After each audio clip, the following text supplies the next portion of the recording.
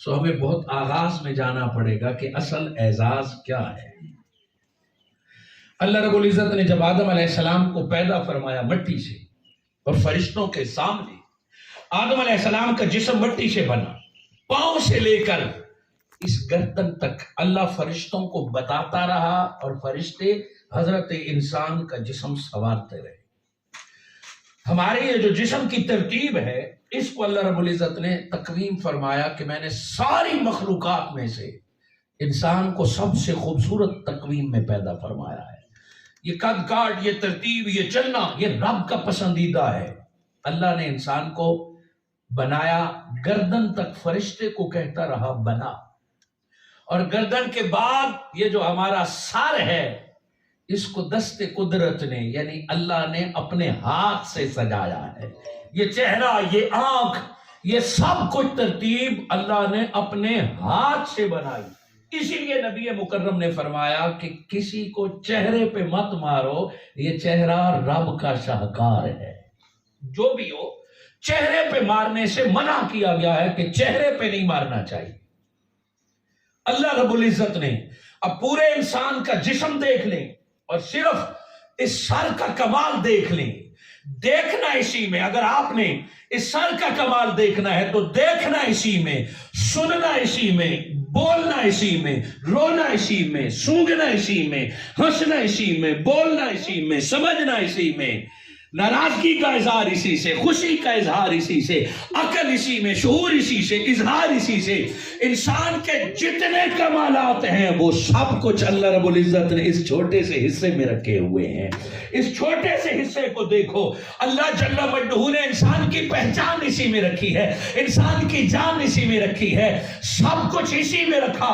سب سے بڑھ کر عقل اور شعور بھی یہی رکھی، سماعت بھی یہی رکھی، سجدے کے لیے بھی اسی کو چنا ہے، ذکر کے لیے بھی زبان اسی کو عطا فرمائی ہے، بولنے کے لیے کلام بھی اسی کو عطا فرمایا ہے، زندہ رہنے کے لیے سانس لینے کا آلہ بھی ناک میں اسی میں رکھا ہے، قرآن بھی سنتا ہے تو انہی کانوں سے، قرآن بھی پڑھتا ہے تو اسی لبوں سے۔ الغاز انسان کے جتنے کمالات نظر آتے ہیں وہ سارے کے سارے اللہ رب العزت نے سر میں رکھ دیے ہیں۔ اب سر سے نیچے جو کچھ بھی ہے وہ بھی سائنس پڑھنے والے جانتے ہیں کہ کنٹرول وہ شعور سے اور لاشعور سے ہوتے ہیں، ان کا کنٹرول بھی اسی جگہ سے ہوگا کہ یہاں سے سر سے ویوز نکلتی ہیں تو ہاتھ حرکت کرتا ہے، ارے سر سے شعور سے آرڈر جاری ہوتا ہے تو ٹانگیں چلتی ہیں، سانپ کو آنکھ دیکھتی ہے، عقل ہاتھ کو کہتا ہے پتھر مارو یہ تیرا دشمن ہے، خون خار کتے کو آنکھ دیکھتی ہے اور عقل اسے کہتا ہے بھاگو یہ کاٹ لے گا۔ وہ جس کا عقل معاف ہو جائے، نہ ٹانگیں کام آتی ہیں نہ ہاتھ کام آتے ہیں، کچھ بھی کام نہیں آتا۔ سو ماننا پڑے گا کہ اللہ نے حضرت انسان کو سارا کچھ اس چہرے اور سر میں عطا فرمایا۔ اب بات پوری کرنے میں حضور صلی اللہ علیہ وآلہ وسلم نے حضرت انسان کو دنیا میں اس کا مقام بتایا ہے۔ میرے آقا نے حضرت انسان کو اس کی حیثیت بتائی ہے۔ اللہ نے جب حضرت انسان کو پیدا فرمایا، سر بنا کے فرشتوں کی ڈیوٹی لگائی کہ خدمت کرو، سر تک بنایا فرشتے کے ہاتھ سے، سر بنایا دست قدرت سے۔ اب اس کے بعد اللہ رب العزت نے اعلان فرمایا وَإِذْ قَالَ رَبُّكَ لِلْمَلَائِكَةِ إِنِّي جَاعِلٌ فِي الْأَرْضِ خلیفہ، میں زمین میں انسان کو اپنا خلیفہ بنانے لگا ہوں۔ محترم شرکائے محفل، آپ کو پتا ہے اس اعلان پر فرشتوں نے کیا کہا؟ وہ فرشتے جو بغیر سوچے اللہ کے ہر حکم کو ماننے والے ہیں، مگر اس اعلان پہ جب اللہ رب العزت نے فرمایا میں زمین کی خلافت انسان کو دینے لگا ہوں، پتہ ہے فرشتوں نے کیا؟ نحن نسبح بحمدک، اے اللہ تسبیح تو ہم کرتے ہیں، نمازیں ہم پڑھتے ہیں، تیری تابعداری ہم کرتے ہیں، اور خلافت اس کو دے رہا ہے۔ تسبیح، نماز، روزہ، سب کچھ فرشتوں نے اپنے کمالات گنوائے کہ یہ تو ہم میں ہیں، تو خلیفہ بھی ہمیں ہونا چاہیے۔ سو اللہ رب العزت نے فرمایا تمہیں کس نے بتایا کہ میری خلافت کا معیار فقط تسبیحاں ہیں، فقط نمازیں ہیں، فقط سجدے ہیں؟ میری خلافت کا معیار فقط عبادت و ریاست نہیں ہے۔ انی عالم ما لا تعلمون، میں وہ جانتا ہوں جو تم نہیں جانتے۔ رب سے پوچھو تو صحیح کہ اللہ اتنی ساری مخلوق میں انسان ہی کو قیادت کیوں دے رہا ہے، انسان کو اپنا خلیفہ کیوں بنا رہا ہے، کیوں؟ اب اللہ نے فرمایا اس کا جواب میدان میں ملے گا۔ وَعَلَّمَ آدَمَ الْأَسْمَاءَ كُلَّهَا، اللہ نے خود آدم کو بلا کے علم دیا، علامہ تعلیم دی، رب نے پڑھایا، آدم علیہ السلام پڑھے۔ اس وقت جتنی بھی کائنات میں چیزیں تھیں، ہر چیز کا بیسک نالج، ناؤنز، اللہ رب العزت نے آدم علیہ السلام کو پڑھا دیا، آدم علیہ السلام کو ازبر کر دیا۔ اور ایک پڑھانے والا خود خدا ہو، سیکھنے والا اول انسان آدم علیہ السلام ہو، اور نوری ماحول ہو، کلاس کا ماحول اچھا ہو، استاد کامل ہو، شاگرد کی توجہ ہو، تو اللہ دولت کی علم عطا کر دیتا ہے۔ علم میں دولت اللہ ساری عطا فرماتا ہے۔ رب پڑھاتا رہا، آدم علیہ السلام پڑھتا رہا، علامہ آدم الاسماء، اللہ نے سارا علم پڑھا دیا۔ اب فرشتوں کو کہا تم کہتے تھے نا کہ اس آدم کو خلیفہ کیوں بنایا؟ بلکہ فرشتوں نے ایک اگلا اعتراض کیا ہے، یہ زمین میں جا کے دنگا و فساد کرے گا، یہ زمین میں جا کے لڑائی جھگڑے کرے گا، یہ خون بنائے گا، یفسک الدماء، یہ قتل و غارت کرے گا، یہ لڑائی جھگڑا کرے گا۔ چونکہ اگر آپ کے سامنے کوئی چیز بن رہی ہو تو آپ کو پتا ہے اس چیز کا نتیجہ کیا ہوگا۔ یہ چھت مستری آپ کے سامنے ڈال رہا ہے تو آپ اپنی عقل سے سوچ سکتے ہیں کہ اس کے نیچے چھاؤں ہوگی، اس کے نیچے دھوپ نہیں ہوگی۔ جب بھی کوئی چیز کر رہا ہو تو عقل اندازہ لگا لیتی ہے۔ رستے میں اگر کوئی پتھر پھینک رہا ہے تو ابھی کوئی گرا نہیں ہے، لیکن آپ اسے کہہ سکتے ہیں کہ پتھر رستے میں پھینکا ہے کوئی ڈھاپو سی، وہ کہے گا آپ علم غیب جانتے ہیں، آپ کہیں گے نہیں، پتھر پڑا ہے کوئی تیزی سے جائے گا، گر سکتا ہے، میں تو اپنے علم کی بنیاد پر اندازہ لگاتا۔ بادل دیکھ کے لوگ اپنے کپڑے اور برتن سنبھالتا ہے، بارش ہو نہ ہو اسے احتیاط کہتے ہیں۔ فرشتوں کی بدنیتی نہیں تھی، آدم علیہ السلام کے جسم میں انہوں نے آگ دیکھی تھی، غصہ دیکھا تھا، آدم علیہ السلام کے عناصر اربع دیکھے تھے کہ آگ ہوا پانی کے ساتھ ملے گی تو کیا ریئیکٹ ہوگا۔ فرمایا اے اللہ، جس طرح تو نے آگ، مٹی، پانی، ہوا سے آدم کو بنایا ہے، یہ زمین میں جا کے برداشت نہیں کرے گا، یہ لڑائی جھگڑے کرے گا، یہ قتل و غارت کرے گا، یہ خون بہائے گا۔ رب نے فرمایا انی عالم، میں بھی جانتا ہوں کہ اس میں غصہ بھی ہوگا، اس میں جلال بھی ہوگا، اس میں لڑنے کی قوت ہوگی، مگر جو میں جانتا ہوں وہ تم نہیں جانتے۔ فرشتے کیا نہیں جانتے؟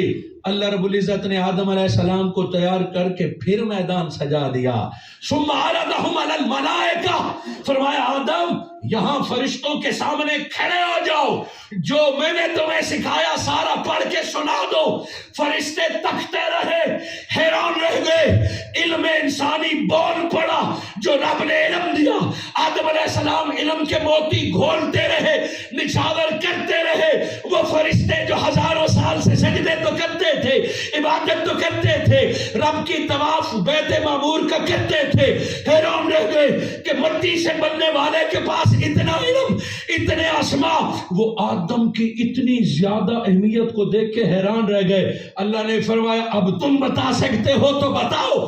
تھے فرشتے، ہزاروں سال کی عبادت، رب کے مقرب، مگر آدم علیہ السلام نے جو نالج اسماء کا بیان کیا ان کے پاس کوئی ایک لفظ نہیں تھا۔ فرمایا ہاں مولا معاف کر دے، جو تو جانتا ہے ہم نہیں جانتے۔ فرمایا دیکھ لیا کہ سپرمیسی میں نے آدم کو کیوں دی ہے، علم کی بدولت دی ہے، مٹی کی بدولت نہیں دی، قد کاٹ کی بدولت نہیں دی، علم آدم کو دیا۔ سو علم دینے کے بعد اللہ رب العزت نے فرمایا آؤ اب آدم کی عظمت کرنی ہے، ساری عمر مجھے سجدہ کرتے رہے، آدم کے علم کی بدولت اب رب تمہیں حکم دیتا ہے سارے کے سارے آدم کو سجدہ کرو۔ وحدہ لا شریک دیکھتا رہا اور فرشتے آدم کے سامنے سجدہ ریز ہو گئے، ان میں سے ایک کھڑا ہو گیا جس کو اللہ کی فکر تھی، جس کو توحید کی فکر تھی، اس نے سجدہ نہیں کیا۔ فَسَجَدُوا إِلَّا إِبْلِيسَ، ابلیس بھی کوئی باہر سے نہیں آیا تھا، وہ بھی فرشتوں کے پاس تھا، فرشتوں کا نگران یا استاد تھا، اس نے سجدہ نہیں کیا۔ جب اس سے پوچھا گیا کہ تو نے سجدہ کیوں نہیں کیا، اگر وہ کہہ دیتا کہ اللہ صرف تجھے سجدہ کروں گا اور کسی کو نہیں کروں گا تو پازیٹیو جواب،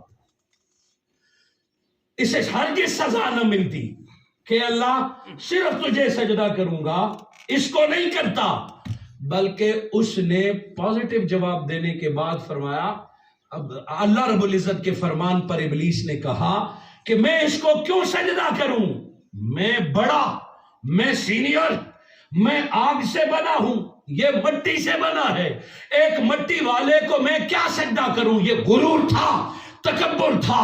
رب نے جب حکم دیا کہ میرا حکم ہے سجدہ کرو، پھر تو یہ بھول جا کہ اگلا کون ہے، کس ذات سے ہے، کس جسم سے بنا ہے، بس تو نے چاہیے یہ تھا کہ اللہ کا حکم مان کے سجدہ کرے۔ جنہوں نے آدم کی مٹی کو نہیں دیکھا، آدم کے عمر کو نہیں دیکھا، صرف اللہ کے حکم کو سنا، وہ سجدہ کر کے رب کے مقرب ہو گئے۔